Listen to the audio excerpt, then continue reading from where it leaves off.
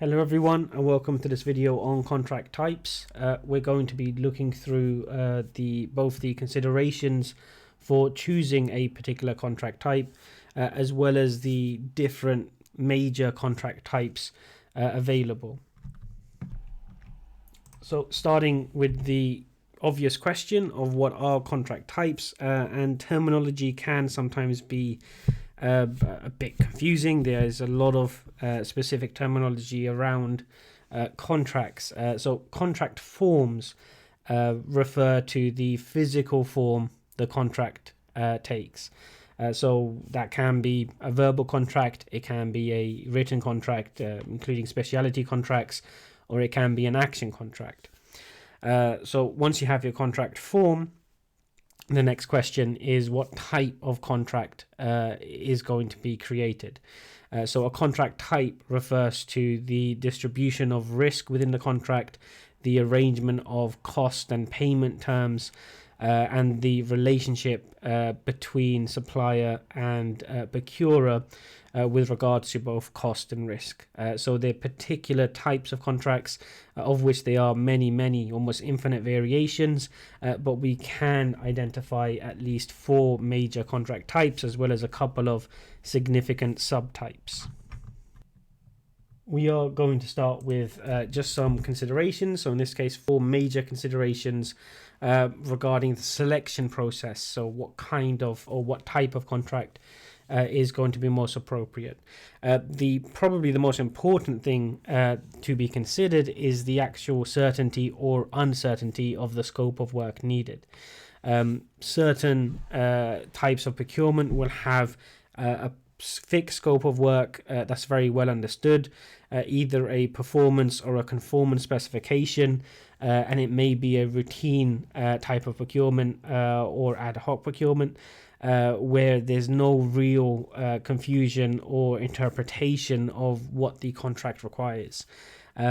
Alternatively, contracts or procurement where there is a degree of interpretation possible, there's multiple solutions, there's multiple different performance levels available, and the other major consideration being that there is a degree of input required from the supplier regarding the exact performance or conformance specification.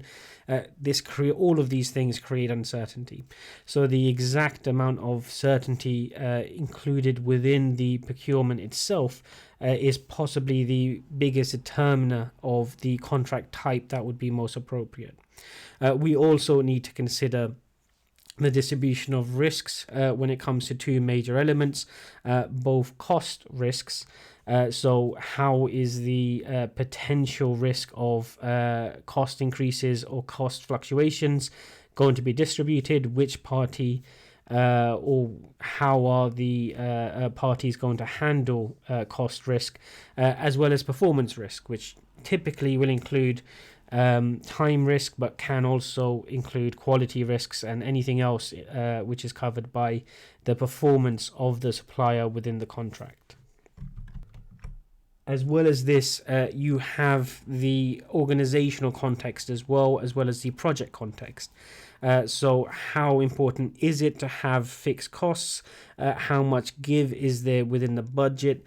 How much has been set aside in terms of either management reserves or contingency reserves? All of that is going to be dependent upon your particular project as well as your organization more generally. So risk appetite must be fed into the selection of the particular type of contract. Now, there are multiple different ways that we can.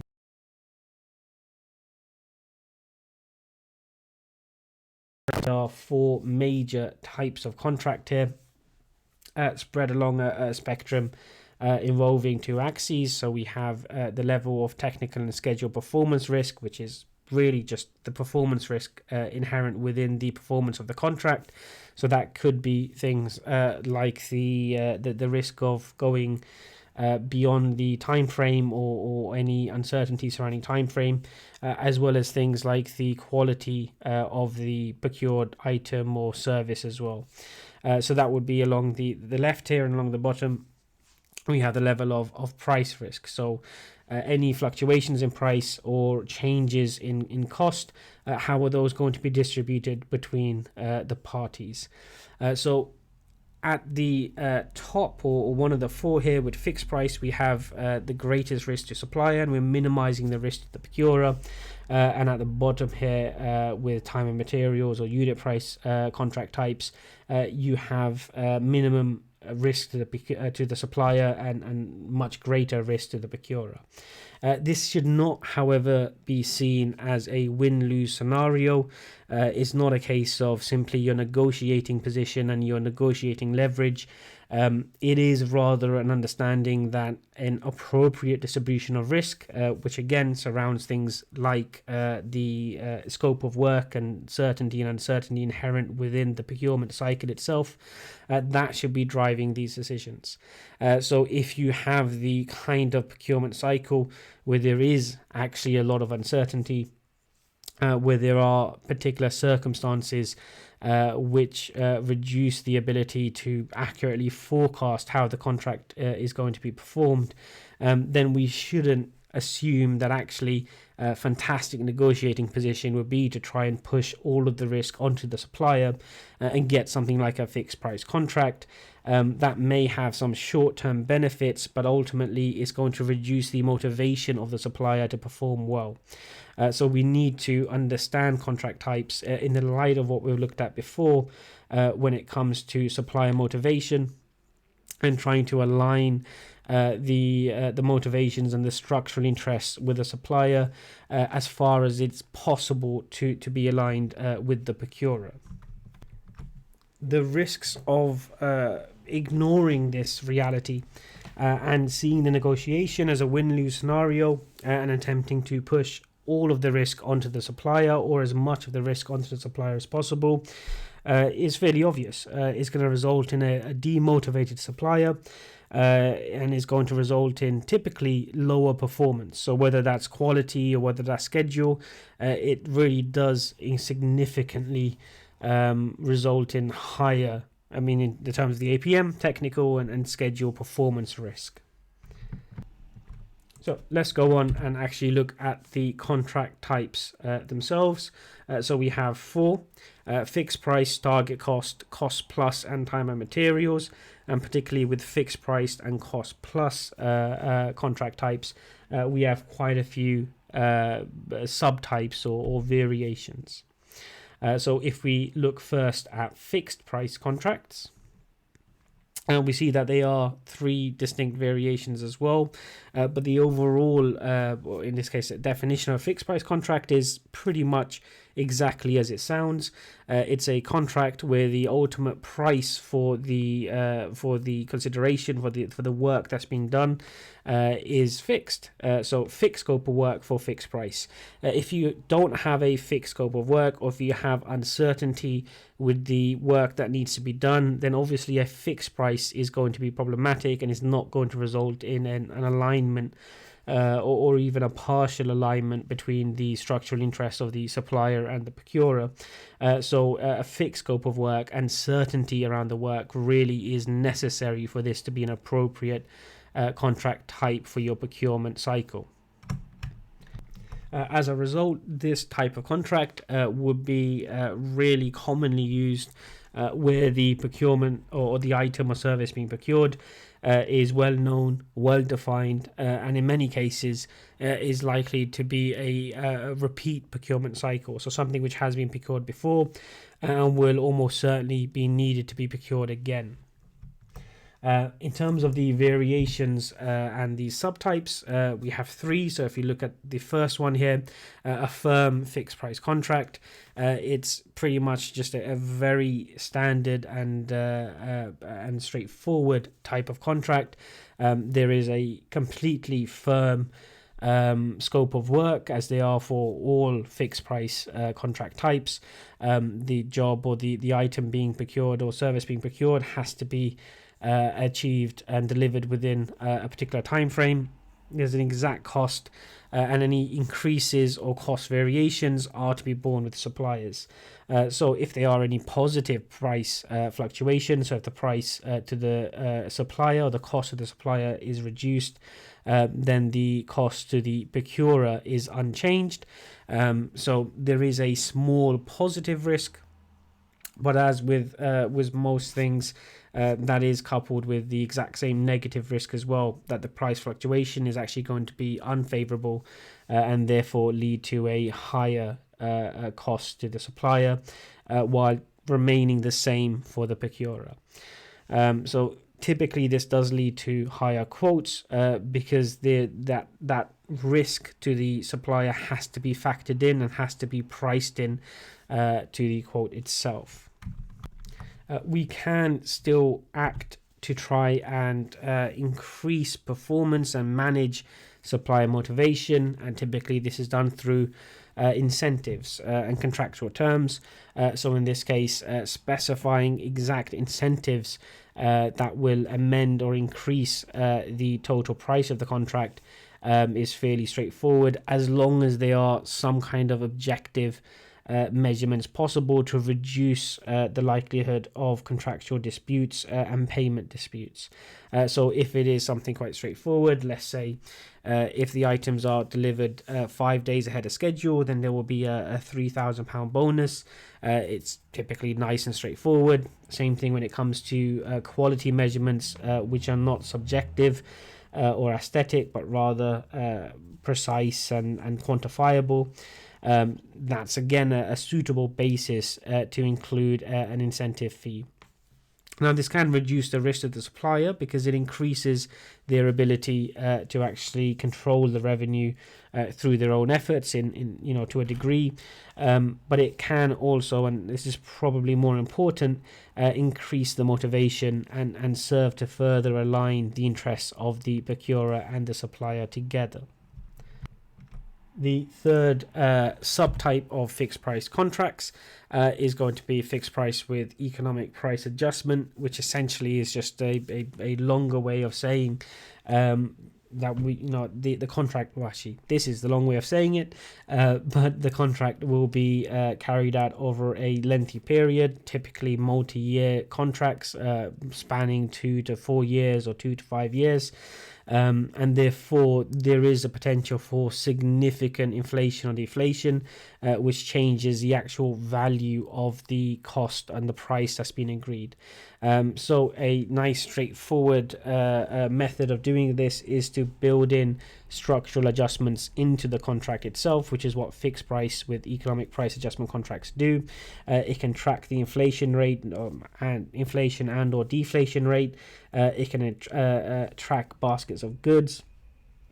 It can track any number of publicly accessible and mutually satisfactory metrics in order to have a calculation applied to the price that was agreed at the time the contract was entered into, to ensure that despite the time frame of the contract, the actual monetary value of the price remains relatively stable.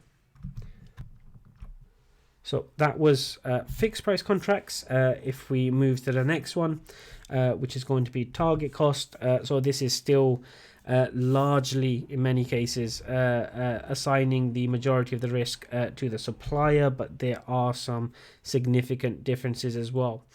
So we can consider this to be a firm fixed price in the sense that there is an actual target cost that's been agreed. However, this target cost will not be the cost that is actually paid by the procurer to the supplier.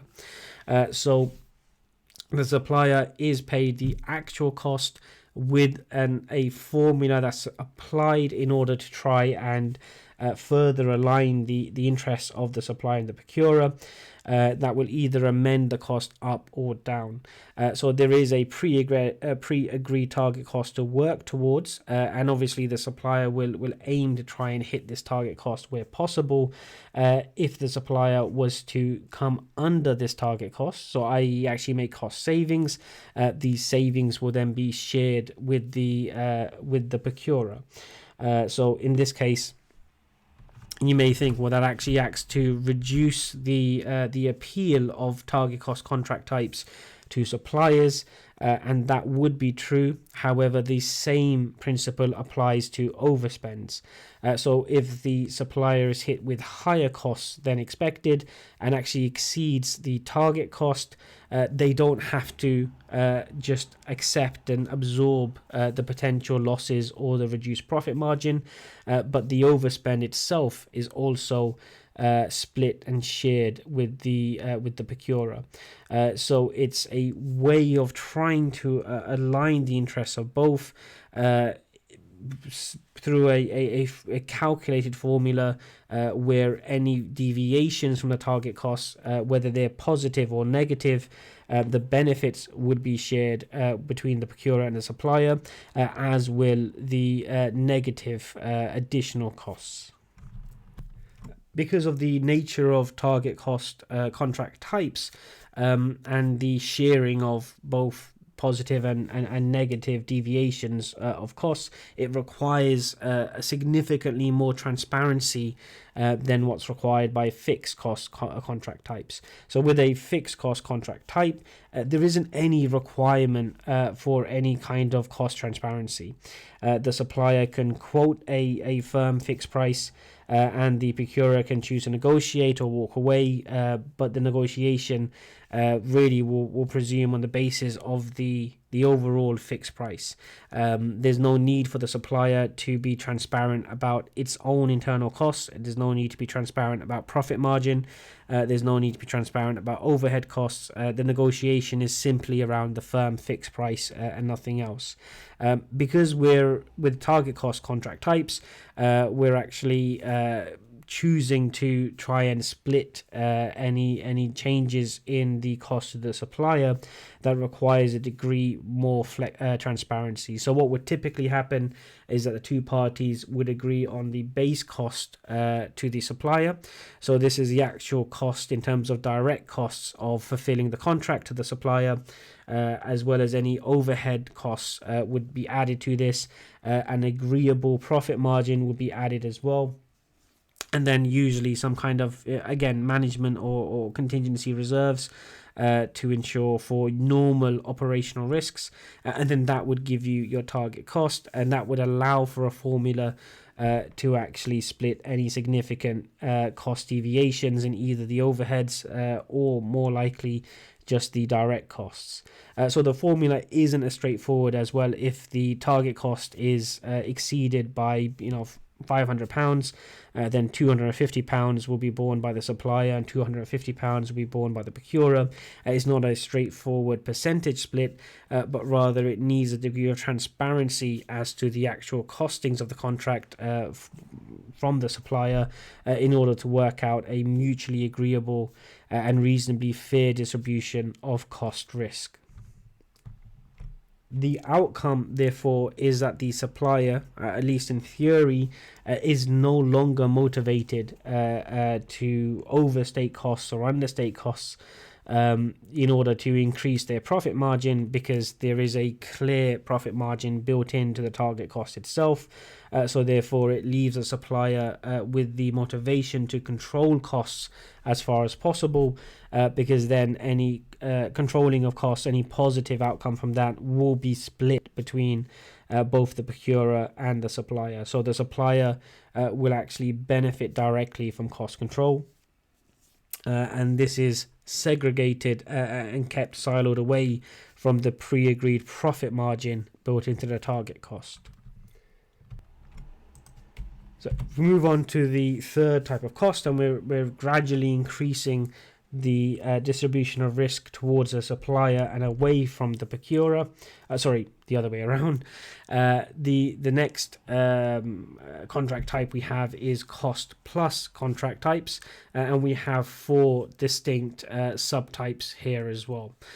So just like firm fixed price contracts, cost plus contracts are fairly straightforward. The clues in the name. It's where costs are clearly defined, and the supplier will get paid the agreed upon costs, the actual rather than predicted costs, plus an additional amount. that will serve to cover overhead costs as well as the profit margin that's required by the supplier. So we do have again, the same transparency, which is not present in fixed price contracts. So it does require transparency and agreed upon breakdown of what constitutes direct costs, what constitutes indirect costs, and so on. But that is particularly helpful when a fixed price contract is not possible because the requirements, the scope, or the performance or conformance specifications have significant degrees of uncertainty. As well as the slides say, if the price of the goods, so the actual cost of the supplier, are also uncertain because of massive fluctuations or concerns around supply, then again, cost plus contracts are very useful. It serves to protect the supplier's profit margin as well as increase transparency. So if we look at the four distinct subtypes, we first look at cost plus fixed fee contract types. This is nice and straightforward. You have an agreed upon schedule of direct costs, and then once those direct costs are combined, you have an agreed upon fee which is added on top. So materials and labour plus £2,000 fee will constitute a straightforward cost plus fixed fee contract type. Now, it does require a clear agreement on what actually constitutes direct costs versus indirect costs. In most cases, it's nice and straightforward and obvious, but there will always be cases which are on the edge and blur the distinction depending on how we're categorizing direct and indirect costs, particularly if it's a procurement cycle which for the supplier actually combines several different clients, and there is aggregation of supply to the supplier themselves, which then can lead to ambiguity and a degree of interpretation as to what direct and indirect costs actually are. But if you have a clear understanding and mutual agreement as to what the direct costs are, then it is a nice straightforward contract type, or in this case a subcontract type. If we move on to the next, which is cost plus incentive fee, and we have the parallel to fixed cost incentive fee subcontract types. So we have the agreed upon schedule of direct costs, and to add to this we have we have an agreed upon direct fee which includes quantifiable agreed upon metrics in order to which have to be met in order to trigger the incentive fee. So materials and labour costs or direct costs plus £200 if delivered within a month, and so on, will constitute a cost plus incentive fee contract type. So here we are prioritizing performance, but the performance here has to be measured in quantitative terms. If there is the desire to incentivize high performance, but performance is not easily measured in quantitative terms, or the aspects of supplier performance which the procurer is interested in is not quantifiable or easily quantifiable, then we can move on to the third subtype, which would be cost plus award contracts. So just like the others, we have the base being an agreed upon schedule of fixed costs, and then upon above that we have an award which serves as an incentive fee effectively, but not one which is triggered by a quantifiable or a quantifiable performance metric, but rather some kind of subjective or qualitative metric. So what the contract would need to do in the terms is specify both the award itself So you'd typically have a maximum award. So an example here, you'd have your direct costs plus an award of up to £2,000. And also the exact manner in which the award would be decided. Now, typically this will not be done through the judgment of either the supplier or the procurer for obvious reasons, but instead it would be done through the qualitative judgment with preset determined criteria of some third party. So agreeing that a neutral third party from a particular organization will be provided with preset agreed upon criteria, and then they would examine the performance of the contract and then decide on the actual award itself. Would usually be fairly straightforward and mutually agreeable. Awards in some cases can also be done internally. But there would have to be very clear criteria and a high degree of trust in order for that to serve as sufficient incentive for the supplier. We can often see this actually in employment contracts. It wouldn't be a cost plus award, but it would certainly be a base wage and then bonuses themselves when it comes to sufficiently senior levels anyway are not decided upon straightforward metrics, but in many cases qualitative judgments, so appointing remuneration committees which decide upon the award, so effectively decides the bonus, is fairly common. So it's very useful where we want to provide an incentive and we want to motivate the supplier in terms of performance, but we don't have quantitative metrics or a straightforward quantitative exact KPI and so on that we can arrange incentive fees around, but we still want to have that incentive for performance, so qualitatively would go for a cost plus award instead. The final subtype here that we're going to look at would be a cost plus calculation of costs, and this is where we want to incentivize performance, but rather than having it through a fixed maximum award or a fixed incentive fee structure, instead we include a calculation of costs. So that will simply usually be just a percentage, although it can sometimes be more complex, but usually just a simple percentage of the total fixed costs. So you'd have your agreed upon schedule of fixed costs plus an additional fee of 10% or 20% of those costs. Obviously, the larger the base fixed cost, then the larger the additional calculation of costs, or the larger the additional fee. So there is a structural incentive with this subcontract type for suppliers to increase and inflate the underlying fixed costs, as this will have a disproportionate impact because it will then also increase the additional fee. But if you have the relationship with the supplier and a firm schedule of fixed costs, that can actually be minimized as a particular risk.